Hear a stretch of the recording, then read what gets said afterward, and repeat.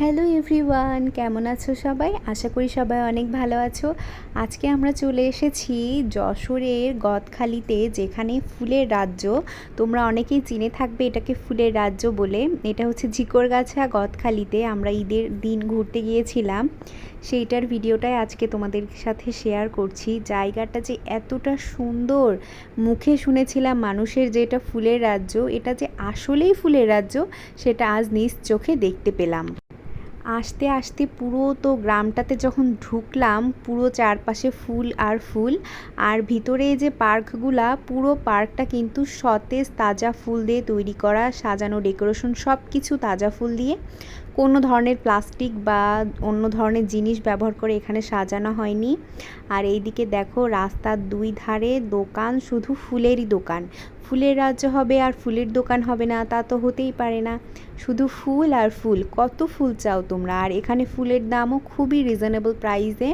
তোমাদের যাদের অনেক ফুল দরকার তারা কিন্তু এখান থেকে অবশ্যই ফুল নিতে পারো, অনেক রিজনেবল প্রাইসে পেয়ে যাবে। আর বিশেষ করে শীতকালে এই সময়টা কিন্তু বেশি ধরনের ফুল পাওয়া যায়। দেখো, ওই কিউট পিচ্চিটার একটা ভিডিও নিচ্ছিলাম। এই পিচ্চিটা আমার ভিডিও করা দেখছিল এবং তাকিয়েছিল আমার দিকে। তবে হ্যাঁ, একটা জিনিস কিন্তু বলে রাখি, তোমরা যারা ফুলের সাথে ছবি তুলতে চাও তাদের কিন্তু একটা নিয়ম পালন করতে হবে, যেটা আমি গিয়ে বুঝেছি। আমি তো অনেকগুলো ছবি তুলেছি, তো ওখানে ছবি তোলার জন্য সেই দোকান থেকে ফুল কিনতে হয়। যে দোকান থেকে তুমি ফুল কিনবে সেই দোকান থেকেই তুমি ছবি তুলতে পারবে, আর যেই দোকান থেকে ফুল কিনবে না, পারবে না। তুমি ছবি তুলতে চাও কোনো দোকানের সাথে, সেখান থেকে তোমাকে ফুল কিনতে হবে, না হলে ওরা তোমাকে ছবি তুলতে দেবে না।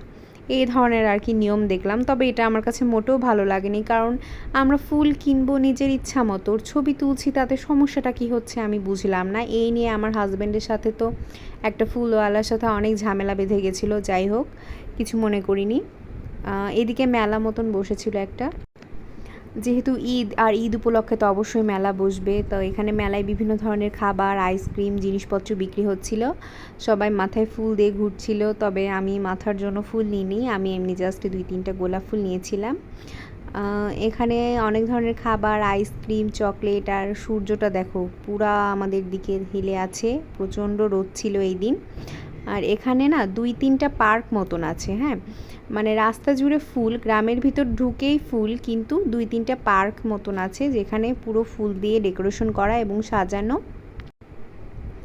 চারপাশটায় বিভিন্ন জিনিসপত্র বিক্রি হচ্ছিল। এর মাঝে আমরা একটু দাঁড়িয়ে নিলাম ছায়ায়, তারপর ঢুকে পড়লাম একটা পার্কে। আর এই পার্কে ঢুকতেই টিকিট কাটা লাগবে। প্রতিটা পার্কে ঢুকতে হলে 50 টাকা করে টিকিট, এবং ভিতরে ঢোকার পরে তোমরা এরকম সুন্দর মনোরম দৃশ্য পাবে। তোমরা যদি এমনি অকেশন ছাড়া আসো তাহলে অবশ্যই সুন্দর একটা সময় কাটাতে পারবে, আর যদি কোনো অকেশন থাকে তাহলে তো অবশ্যই ভিড় হবে, কারণ সবাই ঘুরতে আসে। এখানকার এটা পুরো ছাতা দিয়ে ডেকোরেশন করা ছিল, খুব সুন্দর লাগছিল দেখতে। আর দেখো, এখানে যারা টিকটক করতে চাও তাদেরও টিকটক করার ব্যবস্থা আছে। চারপাশে প্রচণ্ড লোকজন ছিল, আমরা এটাই দেখছিলাম। তো কি আর করব, রোদ প্রচণ্ড, বেশি ঘোরাঘুরিও করা যাচ্ছিল না। আমরা তো যশোরে একটা আত্মীয় বাড়িতে উঠেছিলাম, সেখান থেকে ঘোরাঘুরি শেষ করে আমরা এই পার্কটা দেখে ফিরে গিয়েছিলাম, কারণ যশোর মেন টাউন থেকে এটা অনেকটা দূর, ফিরতে সন্ধ্যা হবে। তো বাসায় সবাই টেনশন করবে, এই জন্য আর কি দেরি করিনি। আমরা এইগুলো সব কিছু ভালো করে দেখে আমরা বাসায় ফিরে গিয়েছিলাম একটু খাওয়া দাওয়া করে। খাওয়া দাওয়ার ভিডিওটা আর কি তোমাদের সাথে শেয়ার করা হয়নি, তো কিছু সুন্দর সুন্দর ছবি তুলেছিলাম, সেটাই তোমাদের সাথে শেয়ার করছি। তো আজকের ভিডিওটা ভালো লাগলে অবশ্যই আমাকে ফলো দিয়ে পাশে থাকবে। ধন্যবাদ সবাইকে।